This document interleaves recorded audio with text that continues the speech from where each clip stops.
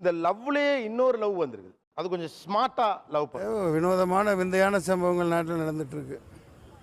ஓரளவு நம்ம மதத்திலே, நம்ம ஜாதிக்குள்ளே, நம்ம ரீஜனுக்குள்ளே ஏரியாவை தாண்டாம இதெல்லாம் என்ன சார் அக்கிரமமா இருக்கு சார். இவங்களாம் பண்றது ரொம்ப தப்பு சார். அப்புறம் ஓரளவு நல்ல நமக்கு ஓரளவுக்கு சமானமான பொருளாதாரத்துல இருக்கிற நாங்க ஆச்சாரமா இருக்கிறவங்க, நீங்க நாங்க பீச்சோரமா இருக்கிறவங்க. இப்படி ஸ்மார்ட்டாக கொஞ்சம் திட்டமிட்டு காதலித்தல் அப்படிங்கிறது ரீசெண்ட் டேஸ்ல கொஞ்சம் பார்க்க முடியுது.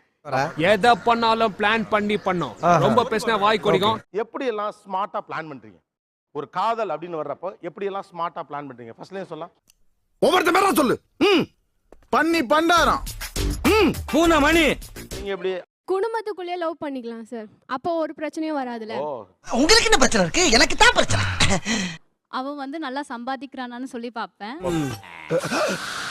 ஒரு பிச்சைக்காரன்ட்ட இவ்வளவு பணமா?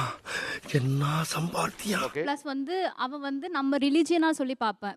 எத்தனையோ பெண்களை வந்து நான் காலை நிமிர்ந்து பார்த்திருக்கேன். பிகாஸ் ரிலிஜன் ரொம்ப இம்பார்ட்டன்ட். ஆனா முதல் முறையா இந்த அக்காவை வந்து நான் எட்டி பார்த்தேன் என்று சொன்னால் அது வந்து மிக உடனே அவனோட நேம்லயே வந்து எனக்கு ரிலிஜன் தெரிஞ்சிடுச்சு. அவன் ஹிந்து ரிலிஜன்.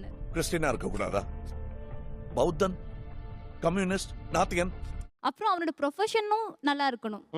அந்த ப்ரொஃபஷனும் சேர்த்து பார்த்து லவ் பண்றேன். பாத்தியா யாரோ ப்ரொஃபசரை கட்டிக்கலாம். நான் வந்து ஃபர்ஸ்ட் ரிலிஜன் பார்ப்பேன். ரிலிஜன் பாப்பீங்க. Hey, everybody. செகண்ட் வந்து ஸ்டேட்டஸ். நெக்ஸ்ட் நெக்ஸ்ட் வந்து அவங்க அம்மா அப்பா ஒத்துப்பாங்களா இல்லையா அப்படின்னு சொல்லி பார்ப்பேன். வாய்ப்பில்லை ராஜா, வாய்ப்பில்லை. சின்ன வயசுல இருந்தே சொல்லி சொல்லி வளர்த்துருக்காங்க இந்த மாதிரி லவ் மேரேஜ் எல்லாம் பண்ணக்கூடாதுரா. இப்பதான் பிரைட் ஆரம்பிக்கிறான். அப்புறம் யாருமே மதிக்க மாட்டாங்க அப்படிலாம் சொல்லியிருக்காங்க. அவர் சொன்ன அந்த வார்த்தை தான் எனக்கு உழைப்ப கத்து கொடுத்தது.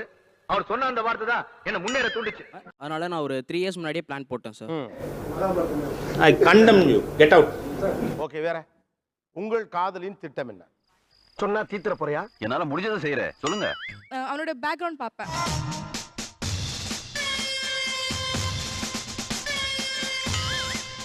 அவங்களோட அப்பாவும் ஒரு நல்ல பொசிஷன்ல இருக்கணும், நல்லவரா இருக்கணும், அந்த மாதிரி பார்த்து. தண்ணி அடிச்சீங்களா? எங்க இனிமேதான் அடிக்கணும். தண்ணி அடிக்காம என்னத்தர ஜாலியா சுத்திட்டு வரீங்க?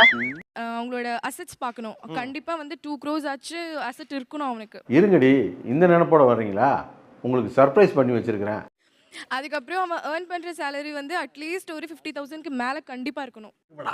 அழிஞ்சு போய் வந்து என்னத்தை மாத்திக்க, இல்லனா நீ அவ்வளவுதான்.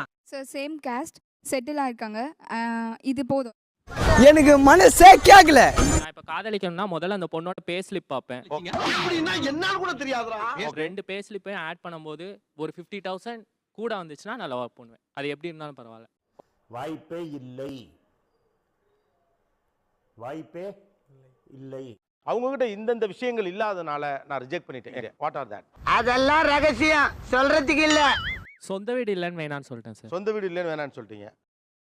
சார் இவனை என்ன பண்ண சார்? சார் ஆக்சுவலா அவங்க என் ஃப்ரெண்டு தான். எனக்கு பிடிச்சிருந்துச்சு. மேட்ருக்கு வாங்க. இந்த அவமானம் உனக்கு தேவையா? அதான் சார் கேஸ்ட் சார். கேஸ்ட் எனக்கு ஃபர்ஸ்ட் எப்படி கேக்குறதுன்னு தெரியல. இல்ல மனசுல கேட்கணும்னு இருக்கு, ஆனா கேட்க முடிய மாட்டேங்குது. இதடிச்சா அப்புறம் தெரிஞ்சா அப்புறம் நானா எதுவுமே நான் சொல்லிக்கல. நானும் அப்படியே விலகிட்டேன். அப்புறம் ஃப்ரெண்டா தான் சார். நான் வேணா போயிடுறேன். வஷு வேணா நம்ம ஃப்ரெண்ட்ஷிப் கட் பண்ணிக்கலாம். ஓகே. எனக்கு ஒரு பையனை பிடிச்சிருந்துச்சு. நீங்க மேல சொல்லுங்க. ஆனா நான் வந்து அவங்க கிட்ட வந்து எதுவுமே சொன்னதில்ல. சொல்லு, நீ தான் தைரியமான ஆளத்தை சொல்லு. ஏன்னா வந்து அவன் என்னோட காஸ்ட் கிடையாது. ஓகே. அதனால நான் வந்து நான் உன்னை லவ் பண்ணல அப்படின்ட்டு மூஞ்சில அடிச்ச மாதிரி சொல்ல முடியல என்னால. ஒத்த ரோசா பிள்ளைய ரொம்ப அற்புதமா வளர்த்திருக்கமா நீ. அந்த பையனை பிடிச்சிருந்துச்சு, ஆனா அவங்க ஜாதி இல்லைங்கிறதுனால காதல சொல்லல. இதெல்லாம் பெருமையா? கடமை, ஒவ்வொருத்தருடைய கடமை. அதனால மட்டும்தான் நான் வந்து இந்த பையனை பண்ணக்கூடாது அப்படின்றது ஒரு வெறியில இருந்தேன். அவ்வளவு வெறி மாப்பிளைக்கு. நான் ஒரு பையனை லவ் பண்றேன்னா அவன் சம்பாதிச்சா மட்டும் பத்தாது.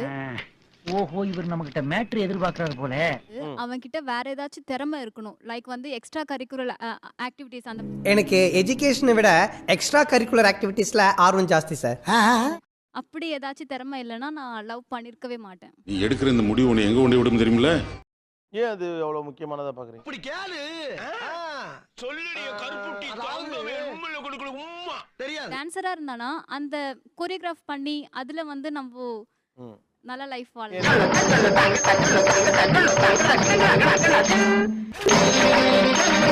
நேரத்தின் அருமையை கருதி இத்துடன் நிறுத்திக் கொண்டிருக்கிறேனே தவிர இவ்வளவுதான் என்று எண்ணி விடாதீர்கள். யூடியூப் சேனலுக்கு எல்லாருமே லைக் பண்ணுங்க, ஷேர் பண்ணுங்க, சப்ஸ்கிரைப் பண்ணுங்க.